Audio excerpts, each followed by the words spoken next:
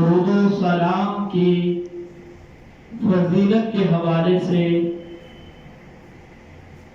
حضرت سیدہ کائنات ام المؤمنین سیدہ طیبہ طاہرہ سیدہ عائشہ آپ ایک دن سحری کے وقت کسی چیز کی کپڑے وغیرہ کی سلائی کر رہی تھی تو آپ فرماتی ہیں کہ میرے ہاتھ سے جو سوئی تھی وہ سوئی گر گئی، تو میں اس سوئی کی تلاش کر رہی تھی کہ اچانک جو چراغ تھا وہ گل ہو گیا، ادھر ادھر دیکھ رہی ہوں کہ میں سوئی کو کیسے تلاش کروں، تو فرماتی ہے کہ اچانک میرے حجرہ مبارک میں آقا انعامدار مدنی تاجدار فخر موجودات امام الانبیاء علیہ السلام جلوہ فروز ہوئے۔ فرماتی ہیں آقا علیہ السلام میرے کمرے میں داخل ہوئے تو حضور علیہ السلام کے نور سے سارے کا سارا کمرہ روشن ہو گیا اور سیدہ کائنات کو سوئی مل گئی۔ سیدہ عائشہ نے فرمایا اے اللہ کے حبیب یا رسول اللہ آپ کا چہرہ کتنا روشن ہے، یا رسول اللہ آپ کا چہرہ کتنا حسین ہے،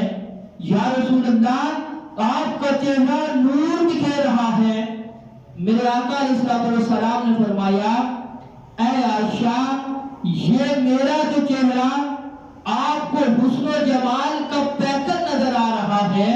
اے عائشہ بربادی ہوئے اس شخص کے لیے، بربادی ہوئے اس بندے کے لیے کہ جو قیامت کے دن میرے چہرے کے دیدار کی لذت سے معروف رہے گا۔ ام المؤمنین نے فرمایا اے اللہ کے معبود کون ایسا شخص ہے کہ جو آپ کے چہرے مبارک کے دیدار سے معروف رہے گا؟ فرمایا عائشہ وہی شخص قیامت کے دن میرے چہرے کے دیدار کی لذت سے معروف رہے گا۔ فرمایا یا رسول اللہ وہی شخص کون ہے؟ فرمایا جس کے سامنے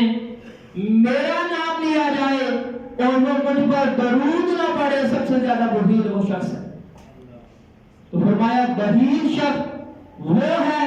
کہ جس کے سامنے تاجدار کائنات کا نام نامی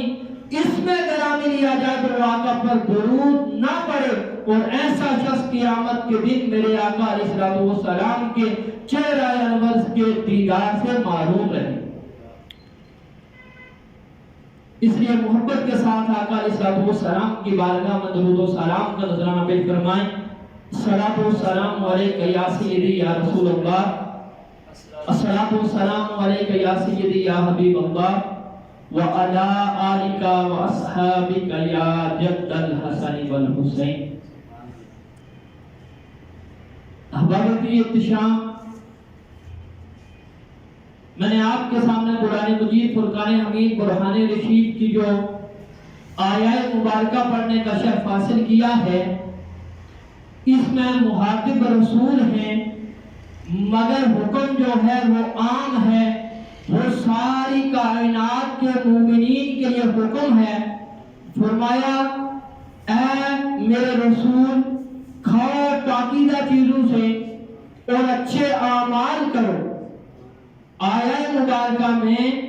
اکل حلال کی طرف اشارہ ہے، حلال کمانے حلال کھانے کی طرف اشارہ ہے، اور اچھے اعمال کے متعلق حکم فرمایا گیا ہے۔ آیت مبارکہ میں پہلے رزق کی طرف اشارہ فرمایا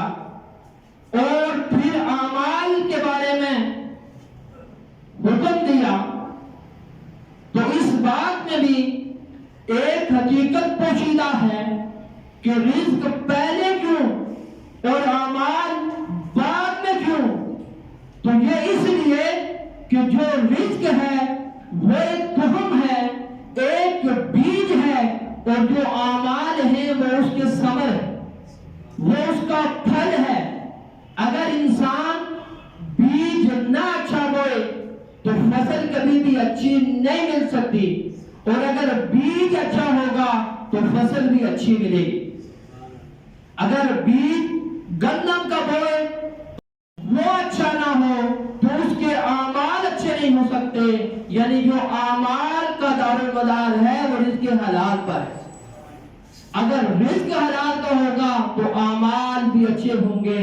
اگر رزق حلال کا نہیں ہوگا تو پھر اعمال بھی اچھے نہیں ہوں گے۔ رزق حلال کی اہمیت و افاضل کو سمجھنے کے لیے میں تمہید آپ کے سامنے ذکر کروں تاکہ بات ظاہر ہو جائے کہ مالک کائنات، خالق کائنات نے اس ساری کائنات کو تخلیق فرمایا، اس میں 18,000 سے زائد مخلوقات کو اللہ نے بسایا، ان میں سے ہر زیرو چیز کو میرے مالک نے ایک دل بھی عنایت فرمایا کہ جس کے متعلق میرے اور آپ کی آقا علیہ الصلوۃ والسلام نے ارشاد فرمایا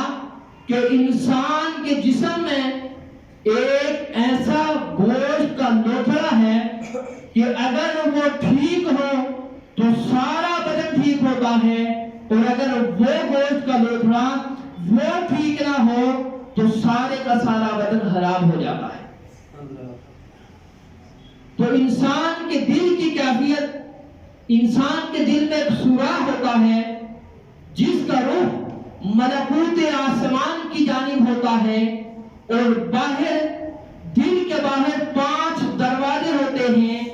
جن کا رخ عالم محسوسات کی جانب ہوتا ہے، اور عالم محسوسات سے مراد حواس خمسہ ہیں کہ قوت سامع ہے، سماعت کرنے کی قوت ہے، قوت باصرہ ہے، دیکھنے کی قوت ہے، قوت شامہ ہے، قوت ذائقہ ہے، قوت لامسہ ہے، یعنی یہ کھانے کی، یہ چکھنے کی، یہ سونگنے کی، یہ چھونے کی جو حصے ہیں۔ اب جب انسان کا رزق اچھا نہیں ہوتا، جائز طریقے سے نہیں ہوتا، تو اس ناجائز طریقے سے آنے والے رزق کی وجہ سے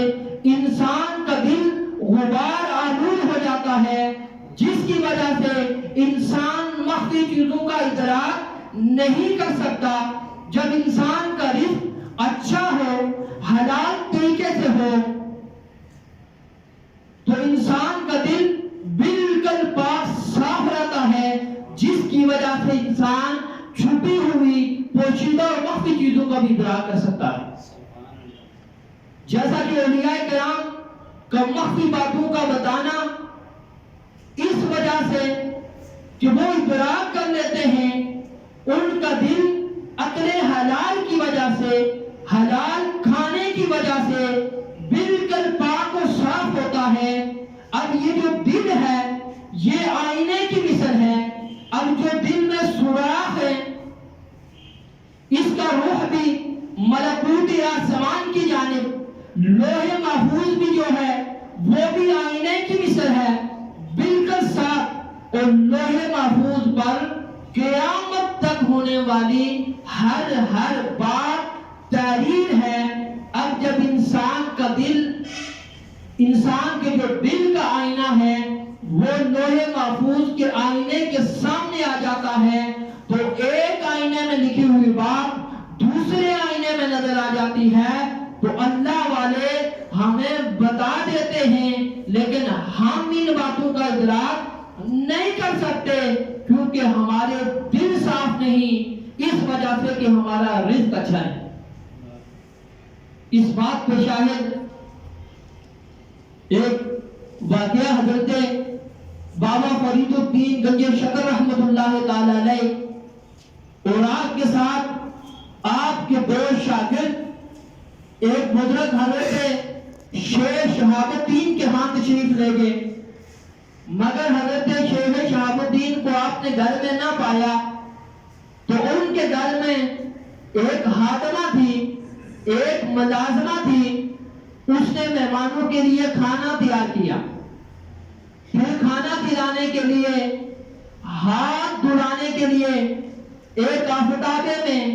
ایک برتن میں پانی لیا اور حضرت بابا فرید الدین گنج شکر رحمت اللہ تعالی علیہ کو ہاتھ اڑانے شروع کر دی. سب سے پہلے حضرت بابا فرید الدین بیٹھے تھے. آپ نے جتنا بھی پانی اس برتن میں تھا وہ سارے کا سارا استعمال کر لیا. پھر حاتمہ دوبارہ پانی لے کے آئی. پھر دوسرے بزرگوں کو ہاتھ بڑھائے. کھانا کھانے کے بعد وہ جو دو بزرگ آپ کے ساتھ تھے انہوں نے پوچھا حضرت اتنا پانی آپ نے ہاتھ دھونے میں ضائع کیوں کیا؟ تو آپ نے فرمایا کہ جب یہ حاتمہ میرے سامنے آئی تو میں نے اپنے دل کے آئینے کو لوح محفوظ کے آئینے کے سامنے رکھا تو میں نے لوح محفوظ پہ یہ لکھا ہوا دیکھ لیا کہ یہ حاتمہ یہ عورت یہ جہنمی ہے. تو میں نے یہ سوچا کہ شیخ شہاب الدین کی حاتمہ ہو اور وہ جہنمی ہو, مجھے یہ گوارا نہ ہوا تو میں نے تمہارے سامنے ظاہر میں تو ہاتھ دھوئے ہیں لیکن در حقیقت میں اس پانی سے ہاتھ نہیں دھو رہا تھا بلکہ لوح محفوظ سے جہنمی مٹا کر جنتی لکھ رہا تھا. تو جو دوسرے بزرگ تھے وہ بھی صاحب کشف تھے. بعد میں انہوں نے کشف کے ذریعے بتایا کہ واقعی حقیقتاً یہ عورت جو تھی اس کے مقدر میں جہنمی لکھا تھا اور شیخ بابا فرید الدین گنج شکر نے وہ جہنمی مٹا کر جنت لکھوا دی. تو یہ رزق حلال کی وجہ سے کہ جب رزق حلال انسان کھائے گا تو انسان کا جو دل کا آئینہ ہے وہ بالکل صاف اور شفاف ہوگا. اب جب دل کا آئینہ لوح محفوظ کے آئینے کے سامنے آئے گا تو جب لوح محفوظ کا آئینہ سامنے آئے گا تو دل اپنا صاف ہوگا تو انسان اس کو لکھی ہوئی تحریر کو بھی پڑھ لے. حضرت سیدنا امام الائمہ سراج الامہ امام اعظم ابو حنیفہ رحمت اللہ تعالی علیہ آپ کے حالات میں آتا ہے کہ ایک مرتبہ چند دیہاتی لوگ آپ کے ہاں آئے اور عرض کی کہ حضور ہماری ایک بکری گم ہو گئی ہے. جب حضرت امام اعظم ابو حنیفہ رحمت اللہ تعالی علیہ کو معلوم ہوا تو آپ نے دیہاتوں سے معلوم کیا کہ ایک بکری کی عمر کتنی ہوتی ہے. تو آپ کو بتایا گیا کہ 25 سے 30 سال. تو آپ نے 40 سال بکرے کا گوشت نہیں کھایا اور فرمایا صرف اس وجہ سے کہ کہیں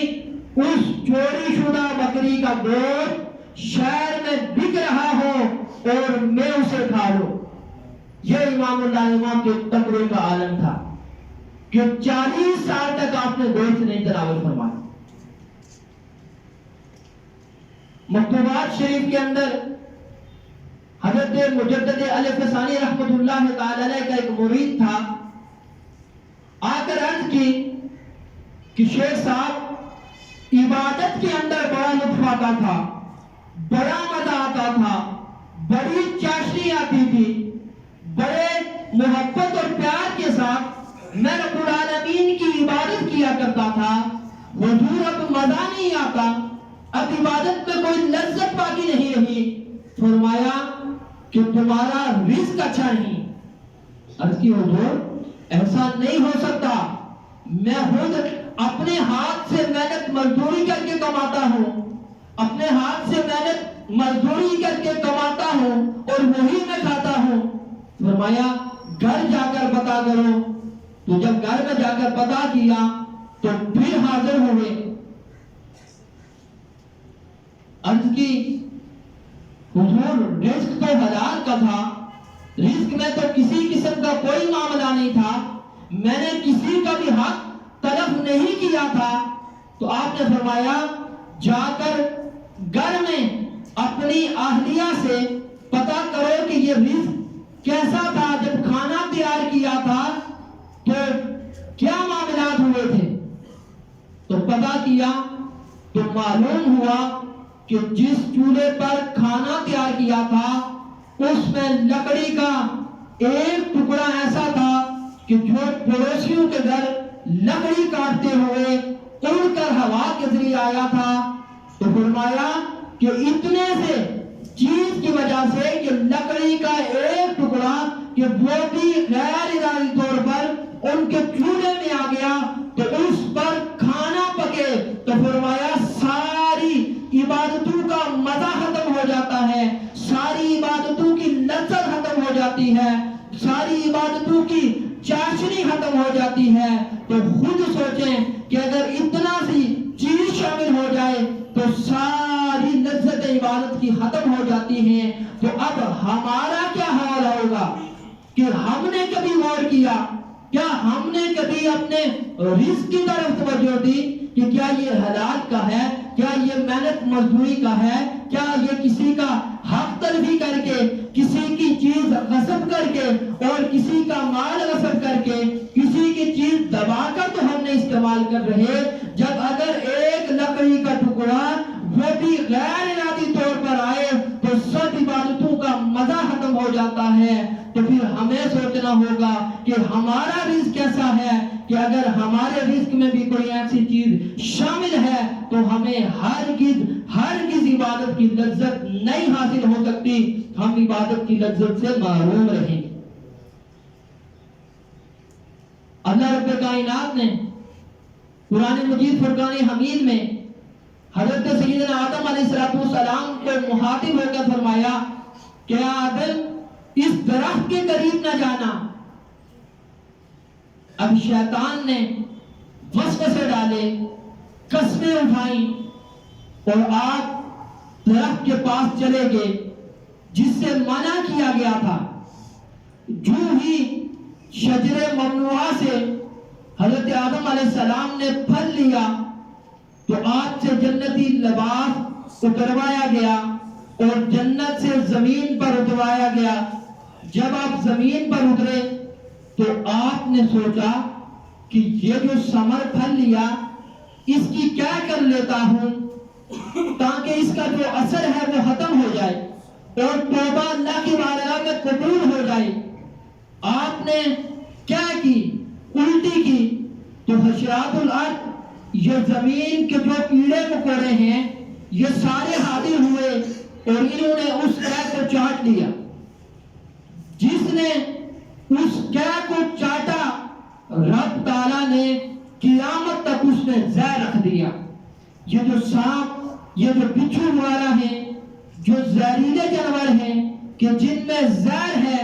اسی وجہ سے ہے کہ انہوں نے اس قید کو چاٹ لیا تھا، اور جس زمین پر وہ قید کی گئی تھی آج تک اس زمین پر گھاس وغیرہ نہیں ہوئی۔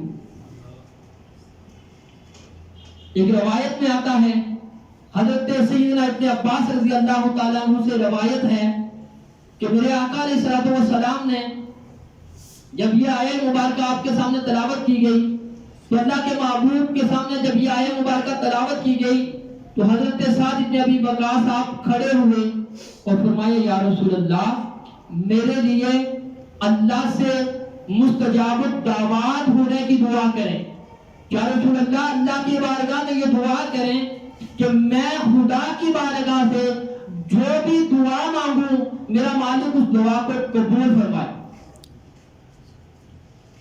فرمایا اے سعد، اپنا کھانا پاکیزہ کرو، اپنا کھانا حلال رکھو، رب تعالیٰ تمہیں مستجاب الدعوات بنا دے گا۔ اور فرمایا اس ذات کی قسم کہ جس کے قبضہ قدرت میں محمد کی جان ہے، حقیقت یہ ہے کہ جو آدمی اپنے پیٹ میں حرام کا ایک لقمہ ڈالتا ہے تو 40 دن تک اس کی کوئی بھی عبادت قبول نہیں ہوتی۔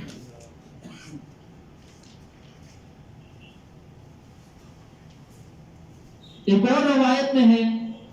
حضرت سیدنا ابو ہریرہ رضی اللہ تعالیٰ عنہ سے روایت ہے کہ اللہ کے محبوب علیہ السلام نے فرمایا کہ اللہ رب کائنات پاک ہے اور وہ پاکیزہ چیزوں کو ہی قبول کرتا ہے، اور اس نے اس معاملے میں مومنین کو بھی وہی حکم دیا ہے جو کہ اس نے اپنے رسولوں کو دیا ہے۔ پھر آپ نے ایسے شخص کا تذکرہ فرمایا کہ جو لمبا سفر کرتا ہے، یعنی حج کے لیے سفر کرتا ہے، پریشان حال ہے اور غبار آلود جسم کے ساتھ میدان عرفات میں کھڑے ہو کر اپنے دونوں ہاتھوں کو دعا کے لیے بلند کرتا ہے، اے میرے رب، اے میرے پالنہار، رب کی بارگاہ میں صدا لگاتا ہے، رب کی بارگاہ میں التجا کرتا ہے، رب کی بارگاہ میں دعائیں مانگتا ہے، لیکن فرمایا اس کی دعا کہاں سے قبول ہوگی جب اس کا کھانا حلال کا نہیں، جب اس کا پینا حلال کا نہیں، جب اس کا لباس حلال کا نہیں، جب اس کی غذا حلال کی نہیں، یہ ساری چیزیں حرام کی ہیں، تو پھر اس کی دعا کیسے قبول ہو سکتی ہے؟ تو دعاؤں کی قبولیت کے لیے یہ لازم ہے کہ انسان جو رزق کھائے وہ رزق کے حلال ہو۔ تو رزق میں برکتیں کیسے آتی ہیں؟ بنی اسرائیل کے 3 آدمی تھے، ان میں سے پہلے کے پاس ایک آدمی آیا اور اس نے کہا کہ کوئی تمہاری پریشانی ہے تو بتاؤ۔ اس نے کہا میرے جسم پر برس کے داغ ہیں، کوڑ کے داغ ہیں،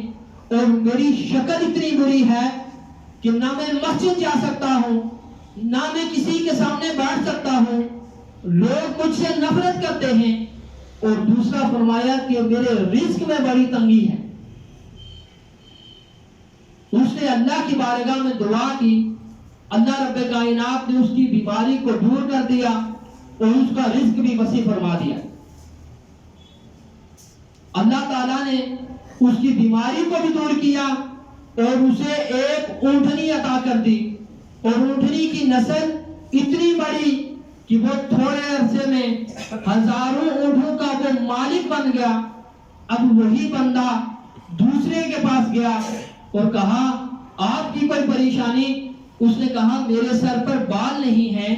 گنجا ہوں اور جہاں جاتا ہوں لوگ میرا مذاق اڑاتے ہیں، اور دوسرا یہ کہ کاروبار میرا نہیں چلتا، رزق کے معاملات میں میں بہت پریشان ہوں۔ اس نے دعا دی تو اللہ نے اس کی بیماری کو بھی دور فرما دیا، اس کے سر پر خوبصورت بال بھی اگائے، اور اللہ کی شان کہ اللہ نے اسے ایک گائے بھی عطا فرما دی، اور اس گائے کی اتنی نسل چلی کہ کچھ عرصے میں وہ سینکڑوں گاؤں کا وہ مالک بن گیا۔ پھر وہی بندہ تیسرے بندے کے پاس گیا، اور وہ تیسرا جو بندہ تھا وہ آنکھوں سے اندھا تھا۔ اسے کہا کہ آپ کی کوئی پریشانی؟ اس نے کہا میری پریشانی تو یہ ہے کہ میری بینائی نہیں ہے، میں یہ جو کائنات کے نظارے ہیں، جو کائنات کے حسن ہیں، جو کائنات کی جولانیاں ہیں، یہ اللہ کی جو زمین و آسمان ہے، میں ان کو نہیں دیکھ سکتا، میں کائنات کے حسن کو نہیں دیکھ سکتا۔ فرمایا میری آنکھوں کی روشنی نہیں ہے، مجھے جگہ جگہ دھکے کھانے پڑتے ہیں، دعا کرو اللہ مجھے میری آنکھوں کی بینائی لوٹا دے اور میرا مالک میرے رزق میں اضافہ فرما دے۔ اب اس شخص نے دعا کی تو اللہ نے اسے بینائی عطا فرما دی اور اسے ایک بکری عنایت فرما دی، اور اس بکری کی اتنی نسل بڑھی کہ وہ ہزاروں بکریوں کا مالک بن گیا۔ یہ تینوں بندے اپنے وقت میں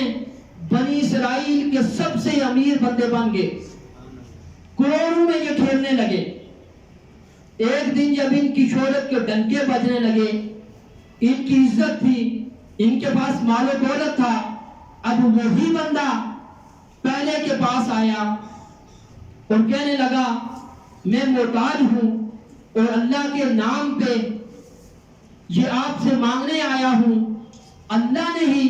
آپ کو سب کچھ عطا کیا ہے، آپ کے پاس تو کچھ بھی نہیں تھا، تو آپ اللہ کے نام پر مجھے کچھ دے دیں۔ اس کو بڑا غصہ آیا، اس نے کہا تم یہ کیسی بات کر رہے ہو کہ تمہارے پاس کچھ نہیں تھا، میں تو شروع سے امیر تھا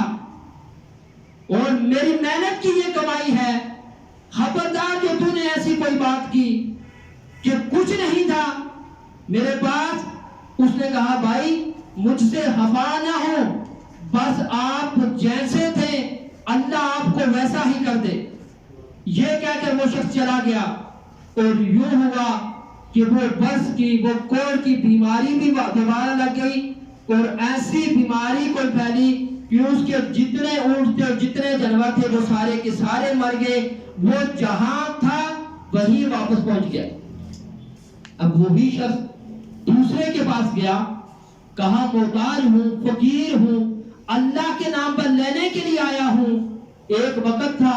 کہ آپ کے پاس بھی کچھ نہ تھا، کوئی مال و دولت نہیں تھا، پھر اللہ نے آپ کو اتنا کچھ عطا کیا. تو جب رب نے آپ کو اتنا کچھ عطا کیا ہے تو میں اس رب کے نام پر آپ سے مانگتا ہوں کہ مجھے کچھ عنایت فرمائیں.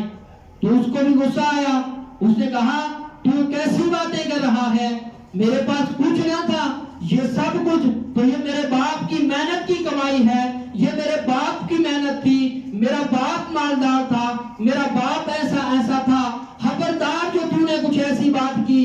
تو کہا اے میرے بھائی تم مجھ سے خفا نہ ہو، بس میں اتنی دعا کرتا ہوں کہ تو جیسا تھا میرا مالک تجھے ویسا ہی کر دے. نتیجہ یہ نکلا کہ وہ جو سر کے بال تھے وہ بھی سارے ختم ہو گئے، اور ساری کی ساری جو گائے وغیرہ جانور اس کے پاس تھے وہ سارے کے سارے مر گئے. جہاں پھکا تھا وہیں پر اپنی اوقات پر وہ واپس آ گئے. اب وہی شخص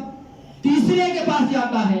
کہا محتاج ہوں، فقیر ہوں، اللہ کے نام پر آپ سے مانگنے کے لیے آیا ہوں. آپ کے پاس تو کچھ بھی نہیں تھا، اس مالک اس خالق نے آپ کو سب کچھ عطا کیا ہے. میں اس رب کے نام پر آپ سے مانگتا ہوں. آج اگر اللہ نے آپ کو اتنا کچھ دے دیا ہے تو اس مالک کے نام پر مجھے بھی کچھ عطا فرمائے. جب اس شخص نے یہ سنا تو اس کی آنکھوں سے آنسو جاری ہو گئے. اس نے کہا تم نے بالکل سچ کہا، میں اندھا تھا، میں نابینا تھا، میں جگہ جگہ دھکے کھاتا تھا، میں دنیا کی جو رعنائیاں ہیں، دنیا کا جو حسن ہے میں یہ نہیں دیکھ سکتا تھا. پھر ایک اللہ کا بندہ آیا، اس نے مجھے دعا دی تو اللہ نے مجھے بینائی بھی عطا فرمائی، اور اللہ نے مجھے اتنا مال و دولت عطا فرمایا کہ یہ جو دو پہاڑوں کے درمیان تو بکریاں دیکھ رہا ہے ان سب کا میں مالک ہوں. اے بندہ خدا، تو نے اللہ کے نام پہ سوال کیا ہے، اب ان بکریوں میں سے تو جتنی چاہتا ہے، اس وادی میں جتنی بکریاں ہیں ان میں سے تو جتنی چاہے تو اللہ کے نام پر لے جا سکتا ہے. جب اس نے یہ بات کہی تو تب اس مانگنے والے شخص نے کہا کہ میں کوئی محتاج یا کوئی فقیر نہیں ہوں، میں تو رب کا بھیجا ہوا فرشتہ ہوں. اللہ رب کائنات نے 3 بندوں کے پاس امتحان کے طور پر مجھے بھیجا تھا. 2 شخص تو اپنی اوقات بھول گئے تو اللہ نے انہیں ان کی اوقات واپس یاد دلا دی. اے بندہ خدا، اللہ تجھے تیرا رزق نصیب کرے. اور یہ بندہ جو تھا یہ ساری زندگی امیر ترین بندہ بن کر زندگی گزارتا رہا. تو اللہ کے رزق میں فراوانی کا نسخہ یہ ہے کہ جب انسان اللہ کے راستے میں خرچ کرنا شروع کر دیتا ہے تو میرا مالک اپنی رحمت سے اسے عطا کرنا شروع کر دیتا ہے. اور رزق میں پریشانیوں کے بے شمار. آج کے دور میں انسان رزق کے معاملات میں بڑا پریشان ہے، لیکن انسان جو رزق کے حلال کی تلاش میں نکلتا ہے میرا خالق و مالک اس پہ ضرور کرم فرماتا ہے، اس میں برکتیں عطا فرماتا ہے. اللہ رب کائنات ہم سب کو رزق حلال کمانے کھانے کی توفیق عطا فرمائے. احباب دی احتشام، شب رات جیسی عظیم رات آ رہی ہے اور یہ وہ مقدس رات ہے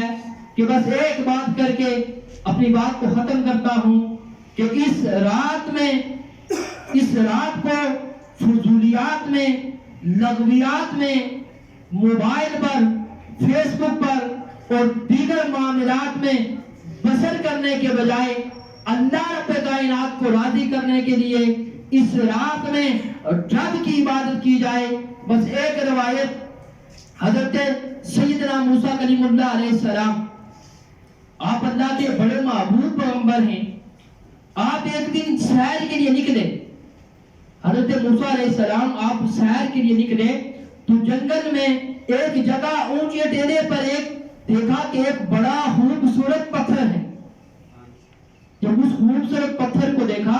تو اس کے قریب کھڑے ہو گئے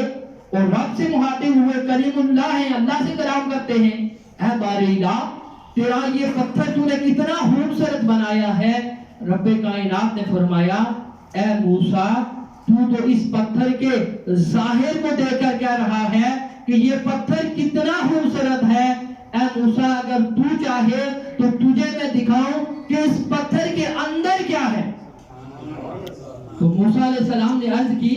اے باری الہ مجھے دکھا کہ اس پتھر کے اندر کیا ہے۔ تو جب اس پتھر کو رب تعالیٰ کے حکم سے اوپر سے ہٹایا گیا تو جناب موسیٰ کلیم اللہ علیہ السلام نے دیکھا کہ ایک شخص ہے کہ کبھی رکوع کرتا ہے، کبھی سجدے کرتا ہے، کبھی قیام کرتا ہے، عبادت میں مصروف ہے، اور اس کے ایک طرف پانی کی نہر جاری ہے اور اس کے دوسرے طرف انگوروں کی ایک بیل موجود ہے۔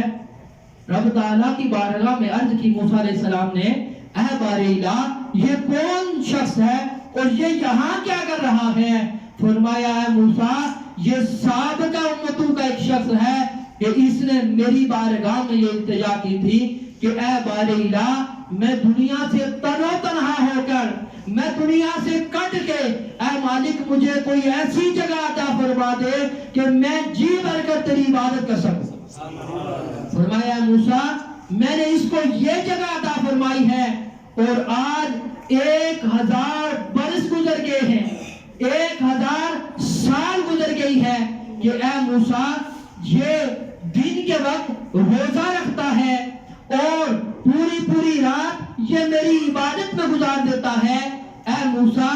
بس یہ شخص ایک ہی کام کرتا ہے کہ روزے رکھتا ہے اور رات دن قیام، رکوع اور سجود میں گزار دیتا ہے، میری عبادت کرتا رہتا ہے۔ موسیٰ کلیم اللہ علیہ السلام نے فرمایا، اے باری الہ پھر اس شخص جیسا متقی اور اس شخص جیسا پرہیزگار اور اس شخص جیسی عبادت کرنے والا تو باری الہ کائنات میں کوئی اور تو نہیں ہوگا۔ تو فرمایا موسیٰ کہ بے شک یہ شخص بڑا متقی ہے، بڑا پرہیزگار ہے، بڑا عرصہ گزر گیا ہے، اس کی میری عبادت میں یہ اپنے دن رات بسر کر رہا ہے، لیکن اے موسیٰ ان قریب میرے محبوب کی ایک امت آنے والی ہے، میرے محبوب کی لاڈلی امت، میرے محبوب کی پیاری امت ہوگی، اور وہ امت مجھے اتنی محبوب ہوگی کہ وہ میرے محبوب کی امت جو ہوگی میں انہیں ایک ایسی رات عطا کروں گا کہ جس رات میں اگر وہ امت کا کوئی شخص خلوص دل کے ساتھ، سچے دل کے ساتھ میری بارگاہ میں آ جائے اور صرف خلوص دل کے ساتھ 2 رکعت نماز نفل ادا فرما دے تو اے موسیٰ میں اس کو اتنا ثواب عطا کروں گا کہ جتنا ثواب اس شخص کو 1000 سال عبادت کرنے کا عطا کیا۔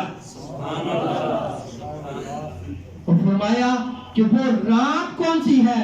فرمایا وہ رات 15 شعبان المعظم کی رات ہے جسے ہم شب برات کہتے ہیں، کہ یہ وہ عظیم رات ہے کہ اس رات میں اگر کوئی شخص صرف 2 نفل خلوص دل کے ساتھ ادا کر دے تو میرا مالک اسے اتنا ثواب عطا فرمائے گا کہ جتنا سابقہ امت کے اس شخص کو 1000 سال عبادت کرنے کا میرا مالک عطا فرماتا ہے۔ تو یہ رات اتنی فضیلتوں، اتنی برکتوں اور اتنی رحمتوں والی ہے، تو اس رات کو غنیمت جانے کہ پتہ نہیں آنے والی زندگی میں، آنے والے سال کس کو یہ رات نصیب ہو، کس کو یہ رات نصیب نہ ہو، لہذا اس کو غنیمت جانتے ہوئے اس میں اللہ کی عبادت کریں، نوافل ادا کریں، صلاۃ التسبیح کا اہتمام کریں اور اللہ سے گڑ گڑا کر اپنے لیے اور ساری امت کے لیے اور بالخصوص اپنے ملک پاکستان کی سالمیت کے لیے، ملک پاکستان کی بقا کے لیے اور رب تعالیٰ سے سب یہ دعا کریں کہ مالک کائنات ہمیں اس ملک پاکستان پر اپنا کرم فرماتے ہوئے رب تعالیٰ ہمیں جرأت مند، دلیر، باصلاحیت و با کردار حکمران عطا فرمائے کہ جو ہمارے ملک کے وفادار ہوں، جو اسلام کے وفادار ہوں، جو دین کے وفادار ہوں۔ تو اے میرے بھائیوں، اس رات کو غنیمت جانتے ہوئے اس میں دل کھول کر خلوص دل کے ساتھ دلوں سے ہر قسم کا کینہ، بغض، حسد اور سب فتنہ فساد مٹا کر اپنے مومنین بھائیوں کے لیے اپنے دلوں کو پاک صاف کر کے میرے مالک کی بارگاہ میں حاضر ہو جائیں۔ امید ہے کہ مالک اپنے محبوب کے صدقے ہم سب پہ کرم فرمائے گا۔ اللہ رب کائنات ہم سب کو سچے معنوں میں اور خلوص دل کے ساتھ اس رات کو اپنی عبادت میں گزارنے کی توفیق عطا فرمائے۔ جن احباب نے سنت نہیں ادا فرمائی، صفوں کو